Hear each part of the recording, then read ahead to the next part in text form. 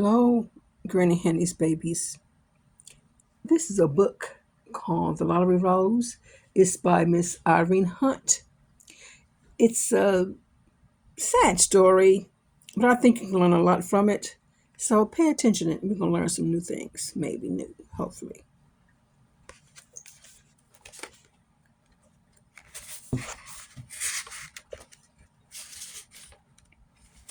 Chapter 1.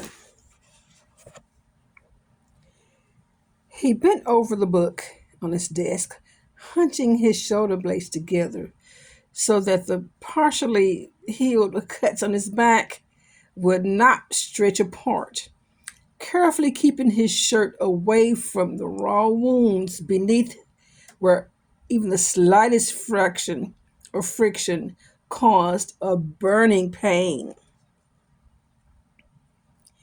He was 7.5 years old, and although he had been in first grade for almost 2 years, he had not learned to read yet. The open book on his desk, however, was the one thing in school that he loved. On two occasions, he had tried to steal it. That's not good, but he loved the book, but don't steal. I lost it, he had answered one time when the librarian asked him where the books were. When she questioned him, he had learned to lie without blinking. Now, that's not good at all. No, Georgia, you took it home with you because you like it so much, Ellen Ames said calmly. Now bring it back to the library and I'll let you check it out again as often as you wish. Now, one of our rules is that if you take a book, you can only check it out for 2 weeks. But since this book means so much to you, for 2 weeks, but she said she did not finish her sentence. Georgia knew that Miss Ames was one of the few people in the school who really liked him. The book was made up of page after page of brightly colored flowers, many of which George recognized because sometimes Miss Ames sat beside him in the library and helped him pronounce the names of the flowers, of the different flowers. There were bushes of red hibiscus blooms and golden allamanda, which reminded George of little faces peeping from the glossy leaves around them. There were bright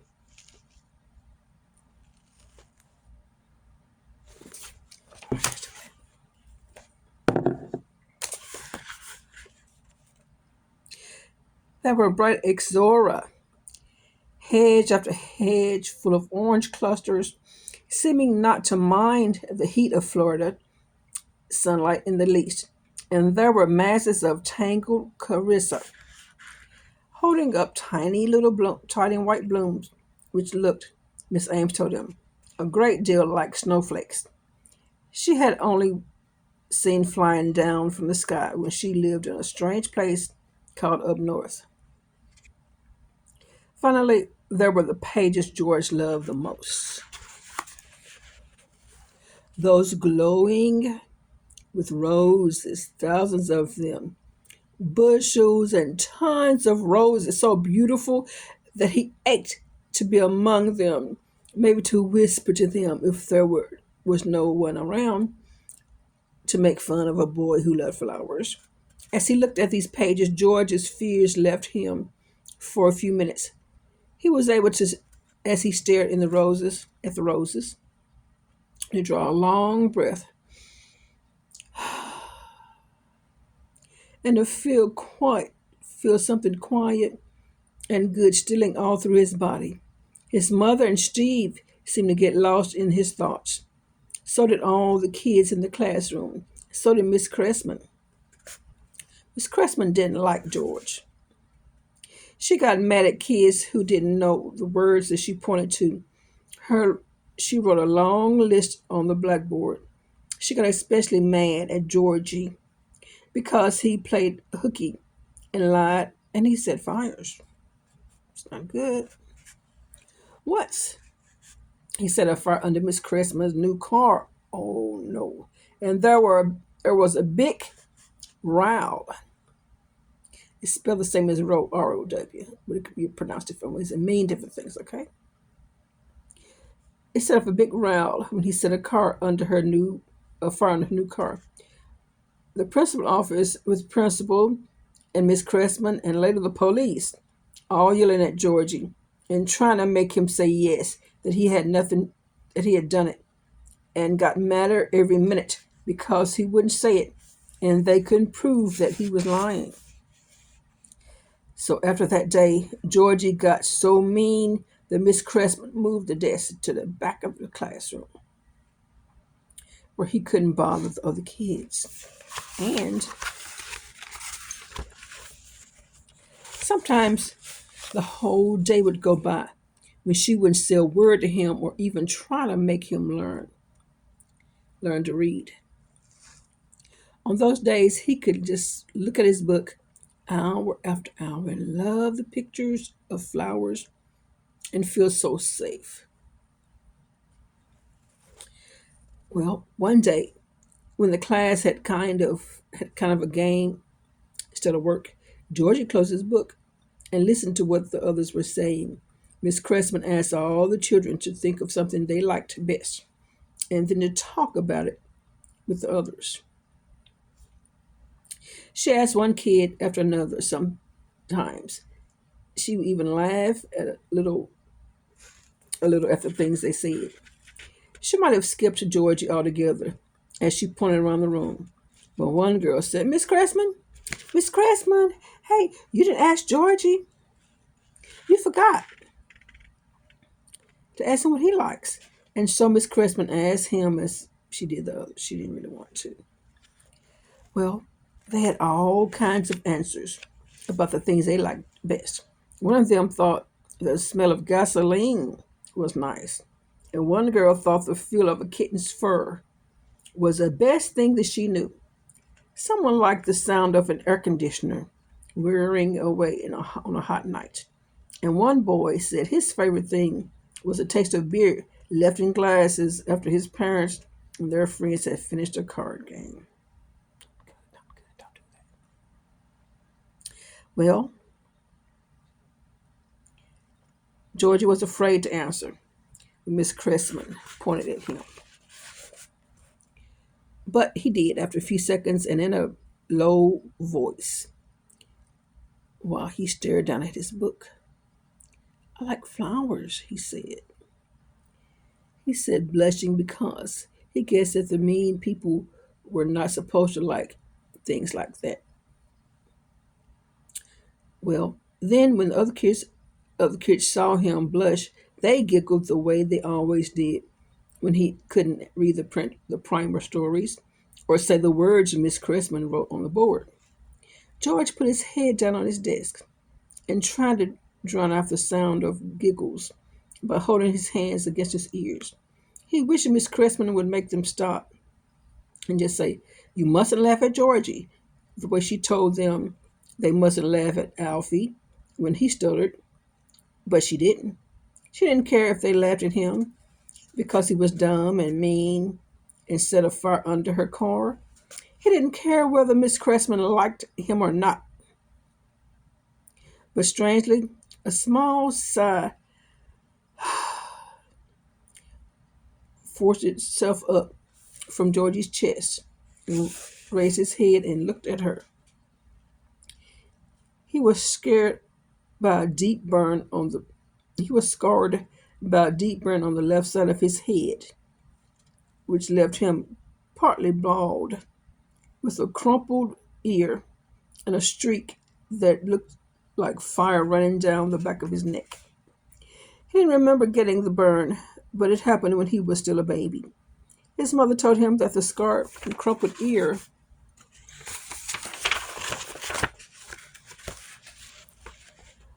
once, when she had finished drinking all the whiskey from her last bottle on the shelf and was angry because there wasn't any more.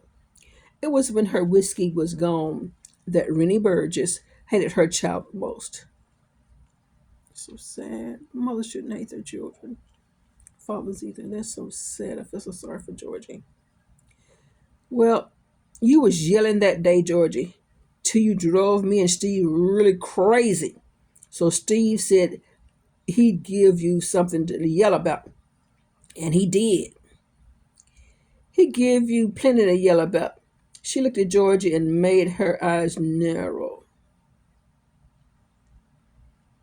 as she spoke. Steve didn't like that. He was saddled with you when he took you for his girl. When he took you. Start that again. Steve didn't like that. I was settled with you when he took me for your girl, for his girlfriend. There we go. So he ain't been over fond of you from the start. Excuse me.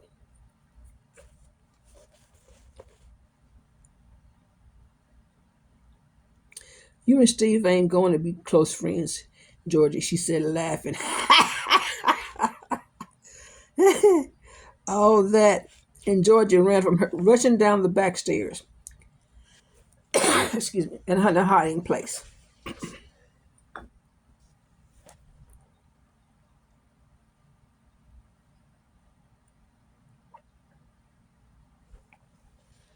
Okay. Excuse me. He was rushing down the back stairs and hunting a hiding place among the garbage cans in the alley where he could sleep at night. So sad. Oh my gosh. They need to be reported to social services. He's sleeping outside behind the trash cans in the alley. Steve came to the apartment every few weeks, sometimes staying only for the night. Other times he would visit, and these were the terrible times. He brought a suitcase with him and stayed for several days. It was then that Georgie was apt to be half starved after being tied in a closet without food. Mm-mm. Oh my goodness. Just imagine. Sometimes for a day, sometimes for 2 days, or even 3 days. His eyes were always blackened when he returned to school, provided Steve allowed him to return, and his forehead was usually crisscrossed with raw stripes made by Steve's belt. There were deeper cuts and welts hidden under his shirt. When the school nurse first discovered them, he made she made Georgie take her home with him to see his mother. There was a lot of yelling that day. Georgie's mother almost collapsed as she talked to the nurse, screaming that she was a hard working widow trying to raise a boy that had made nothing but trouble for her since he was born. But she added that she had never lifted a hand against him.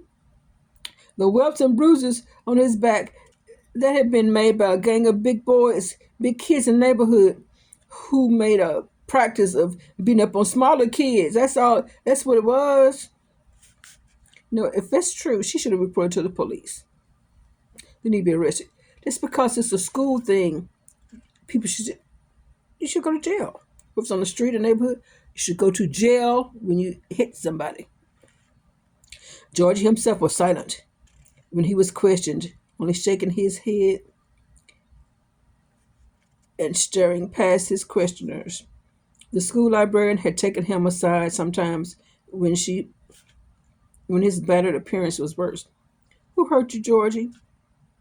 Miss Ames had asked, but he wouldn't answer. Well, were you in a fight, as your mother said you were? She finally asked, and he nodded, glad that she had given him a chance to slide out further questioning. That became his only answer to any inquiries that his about his hurts. Got into a fight with some big kids, he would reply. And although these were people in the neighborhood,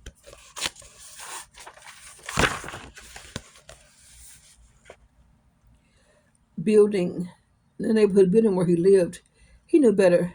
Nothing was ever done about it.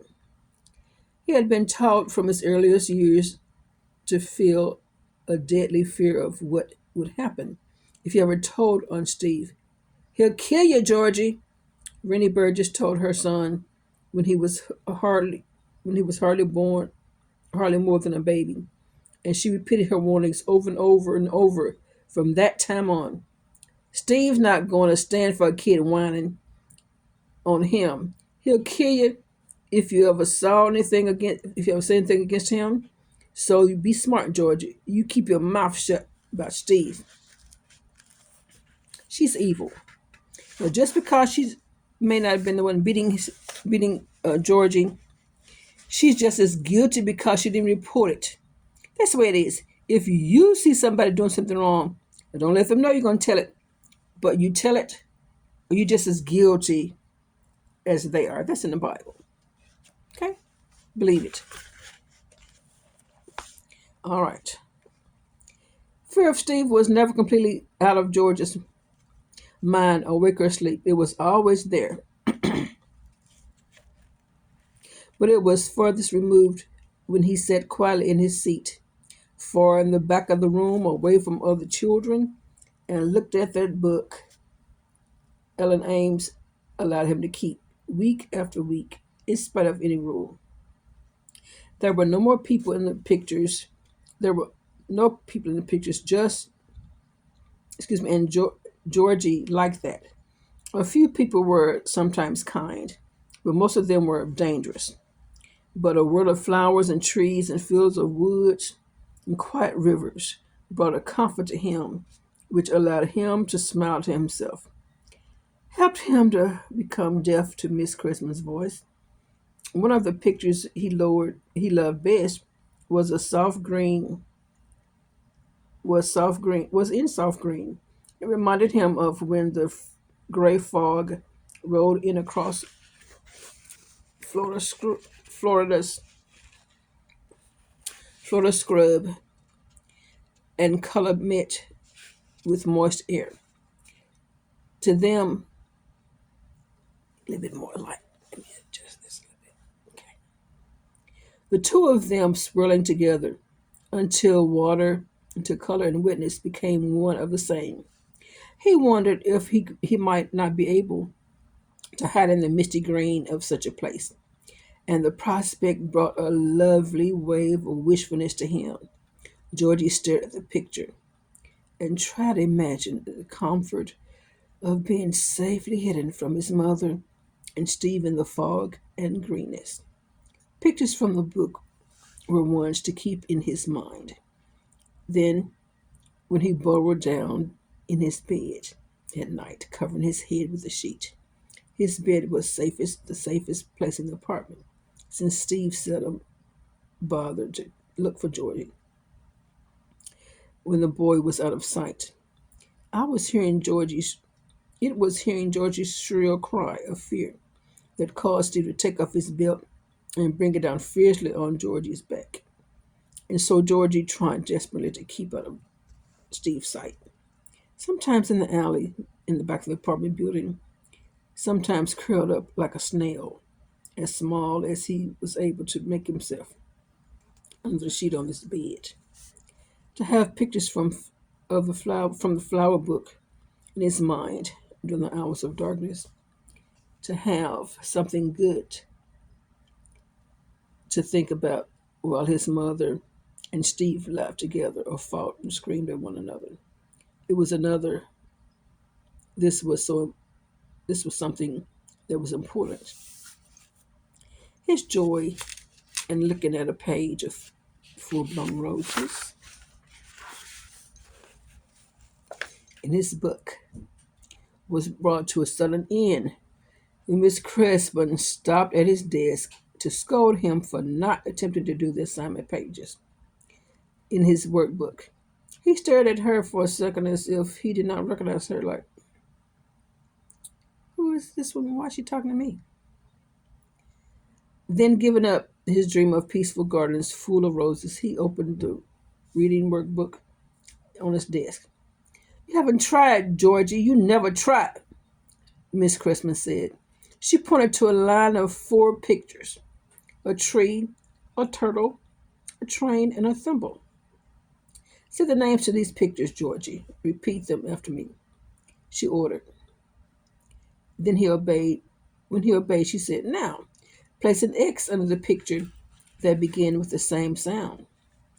Georgie looked at her and then turned toward the window. Outside, the sky was blue. If there were any flowers out there, would be turning their faces up to look at the blue sky. And it didn't make any difference so far as he could as far as he could see whether the names of the pictures gave the same sound. Miss Christmas was watching him. Think, Georgie. Her voice began to grow shrill.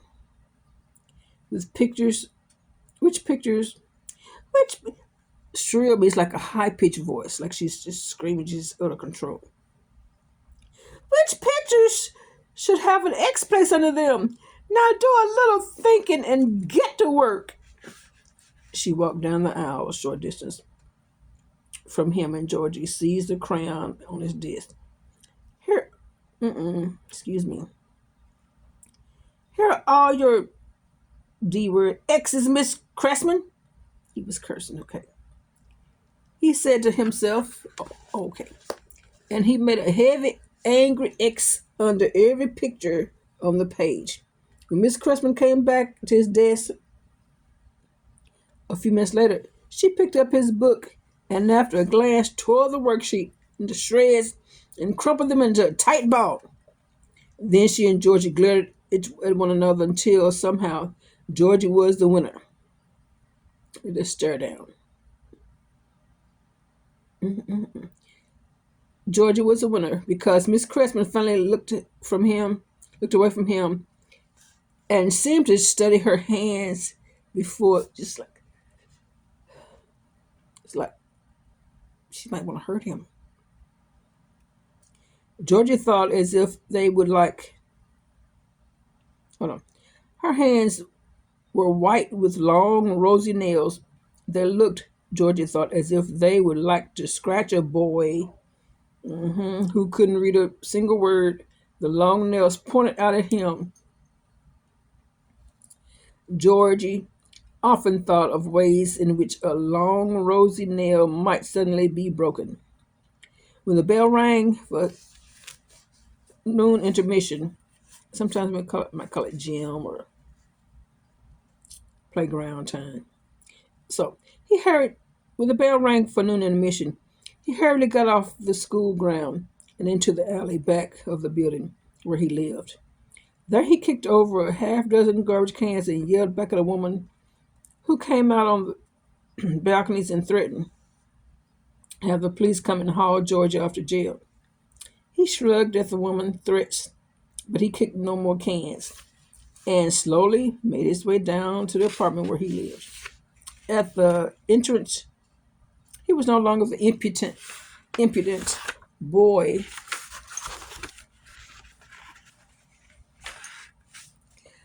who had glared at Miss Cressman or yelled back at the woman in the alley. He was suddenly wary and frightened, like a little animal that senses a return of danger. The beating he had taken from Steve the week before had been very close to a killing. Another one night, another one might be more than he could endure. But the beating had resulted in a good sense it caused. See this. But the beating had resulted in one good silence. It caused Steve to run away from the apartment. He knew he was wrong. Georgie's screams had aroused neighbors enough to make them yell at Steve, threatening as the woman on the balcony had threatened Georgie. They threatened to call the police. Steve, however, did not shrug at the threat, and it was now 6 days since he had shown up at the apartment. It's chicken. He wouldn't beat another man like that. He wouldn't try to attack another man, treat him like that. There was always dread, however, that Steve might have returned that Georgie was in school. And so it was necessary to climb the steps stealthily, carefully, quietly. and to listen at the door for a while before he turned the knob. The door was usually left open since Steve lost his keys. He had forbidden Georgie's mother to block the door in case he arrived some night without notice. And he locked the house for safety. It's just trifling. Standing at the half open door, Georgie could hear no sound except his mom's heavy breathing as she lay asleep on the living room sofa. It seemed that she was alone. Still, Georgie could not be certain. He tiptoed in fearfully, peeping around the corners and all the rooms, and finally the screened porch at the back where his bed was kept. Sleep on the back porch. There was no sign of Steve, and Georgie had a feeling of weakness that came with his relief. It's like, oh my goodness. Mm-mm-mm. Coming to the living room again, he looked at his mother where she lay, with her mouth open, one hand on a half-empty glass which she had set on the floor beside her. She wore a tattered bathrobe, which was stained with coffee and burned in places where she had dropped a lighted cigarette. See, as a mother, you should dress appropriately. Don't have burns in your bathrobe and coffee stains and mess and food and junk all over it. Make a good role model, a good example for your children. You know, her hair was uncombed, and the sickness which came out of too much drinking made the small hot apartment a vile smelling place that Georgia hated. I mean, she threw up from being drunk, and now she just leave it. Now she's stinking. It's a hot apartment too. This is so sad, so sad. Oh boy, he hated he thought suddenly and wistfully of the pictures in his flower book, the quiet places and the cool, sweet smells he was sure would be there. He hesitated to wake his mother. Excuse me. He hesitated to wake his mother. Sometimes when she was not worried about her supply of whiskey, she would she went into one of her crying spells and put on an act of loving him. At such times, she insisted upon kissing Georgie, hurting his raw back with a grip that grew tighter as he tried to get free from as he tried to free himself. It was necessary, though, to wake her and ask for food. So, see, the thing, if the mom's at home, she needs to have some food ready for that child. Already cooked. I love this wonderful fragrances and smells and aromas. When I was a child and come home from school, Mama would have some dinner done. Maybe some beef stew with the carrots and potatoes and the onions and green beans in it and the gravy and some cornbread and some milk. Or might be some fried chicken with mashed potatoes and gravy and cornbread and some collard greens. Oof. Mm-mm. Ooh wee. I miss my mama. Let me go on. I don't want to get emotional. Yeah, this would be leave your children with good memories. Okay, leave your family with good, sweet memories of you. He hesitated to wake her. Let me skip on down. It was uh, he hadn't had breakfast, and she had been too far along with her drinking the night before to cook supper for him. He had found some cold cuts and dry bread on the kitchen counter last night. That had comforted his empty stomach for a while, but now there was nothing else to eat in the kitchen. So he said that she didn't cook breakfast. I wonder if you had lunch at school. Probably not, because she probably gave him money to buy lunch. Unless maybe got a free lunch. I don't know. Anyway, her waking was much her waking was much as he had feared it would be.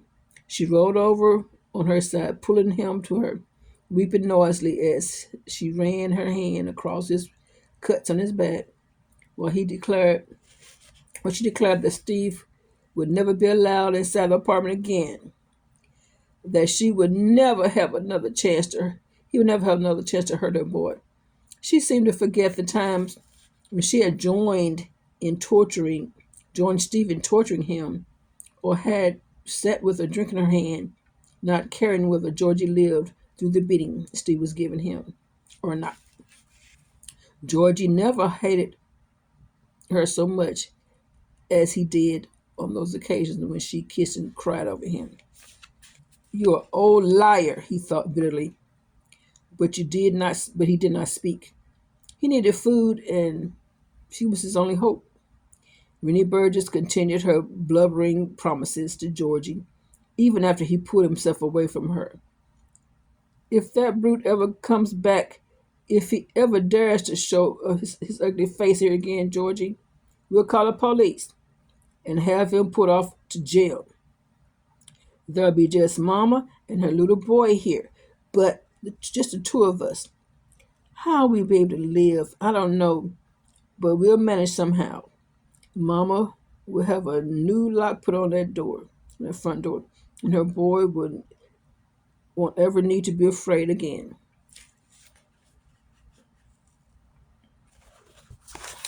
Let me tell you what some sorry mothers will do. They will sacrifice their child to hold on to the evil man who doesn't love her or her kids, just using her. And the word is called a narcissist. They are abusive, they are liars, they are cheaters, they hate children, they're jealous of children, jealous of babies, jealous of pets. And their mission is to steal, kill, and destroy. And that's what they do to families.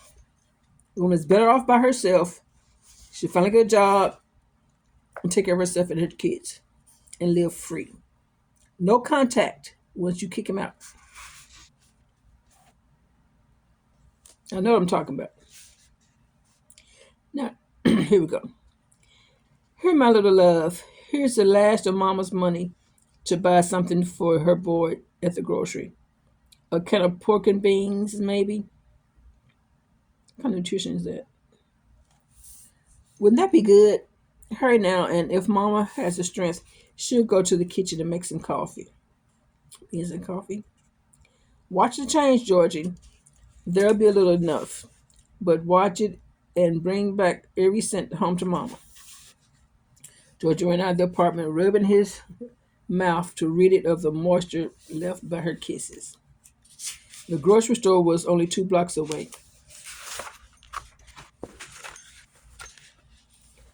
A rundown place. For months, it had smelled unpleasant of rotting vegetables and just general filth. Lately, however, the store had undergone a thorough scrubbing and painting, and gave a little of an entirely different look. Well, excuse me, gave a look of an entirely different place. There was an air, there was new air. There's a new air friendliness too. Under change management, and the lines of customers at the check-in counter were longer than they had been in many months. George noticed that instead of the smell of vegetables rotting in the bins along the wall, there was a whiff of fresh paint when he stepped inside, and that the neat piles of lettuce and cauliflower and oranges looked clean and ready to eat. The new manager was all smiles, telling ladies, "Goodbye, ma'am. Y'all have a nice day today."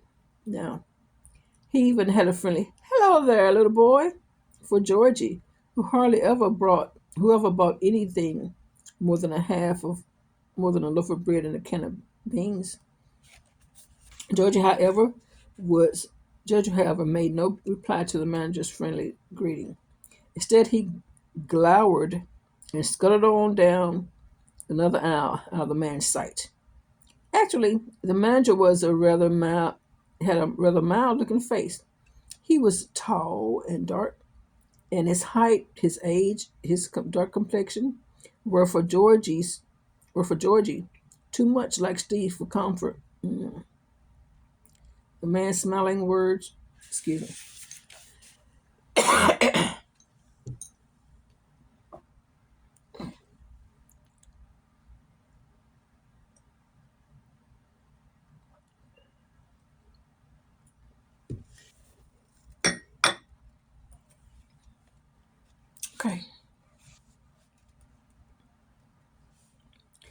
The man's smiling words were lies, he was sure. Lies like his mother's kisses and her calling Georgie little love. He hated this man who made him think of Steve, and he ran fearfully down the aisles, looking back to see if the manager was following him or not. At the canned foods section, he found the beans he was looking for without difficulty and took them across the store to the lane where Miss Sims stood at the checker station. Mrs. Sims lived somewhere in Georgie's block, and she was always kind. She asked too many questions, all of which George refused to answer, but he admitted,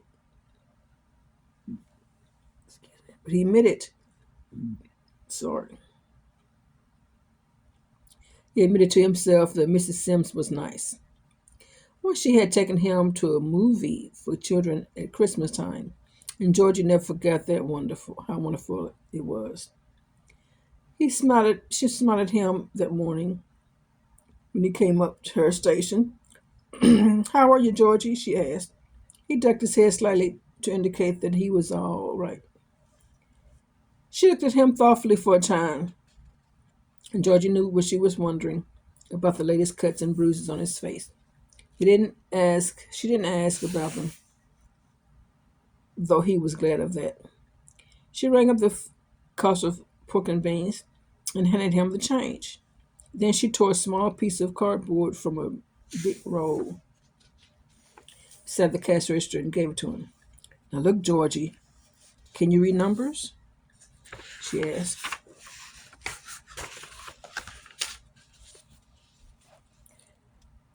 He could. In fact, he could add and subtract a little. And that's great. He's got that math, even though he can't read it. He knows math, and that's important too. And to me, math is harder than reading. I love reading. I taught that for years. And writing, spelling, all those language arts. Verbs and adverbs and prepositions and stuff like that. I like that. Doing your paragraphs. Anyway, he could. In fact, he could add and subtract a little. It was just being dumb in reading that made Miss Crispin angry with him. That and setting a fire under her car and smelling bad because his mother never washes clothes. She needs a whooping. Let's just move on. She never washes clothes or said anything about taking a. She wouldn't have him take a bath. But numbers, yes, he could have been as good as everything else as he was in numbers. Miss Cressman might have smiled at him the way she did at all the other kids, the smart kids. He was immediately interested in the row of numbers on the card Miss Sims had given to him. Now I can say easy, all of them, he said, and there's just a suggestion on his smile of a smile on his lips when he looked up at her. Well then, let me tell you about these numbers, Georgie. She took his hand and held it in both of her own. You see, the new manager, he's holding what is called a lottery every Saturday morning. Now, if you're here at 10 o'clock, you'll see him draw numbers from the big kettle by the door. Now, if one of the cards should happen to be the same as yours, on this card I've given you, you will win a prize. How about that, Georgie? His face lighted up. I think it should be lit up. His face lit up with sudden eagerness, and Mrs. Sims' face took a wonderful look almost immediately. Now, don't expect too much, Georgie. There are hundreds, maybe 1,000 of these cards. Only a few people can be lucky. Now, you may win anything. You may not win anything this time, but take the card anyway and be here Saturday morning. Privately, she made up her mind that there would be at least a candy bar in her pocket for him. That's sweet. Now, all of that was chapter 1. We're going to stop right now, okay? Now, now it's nighttime at my house. It's 15 minutes to 12 a.m. Okay, it's Tuesday. So, if it's nighttime when you see this, go to bed and take a nap. Get some rest. Love you. Smooches. This is Granny Hanny signing off. Who loves you, baby? How you do this? Love you. Goodbye.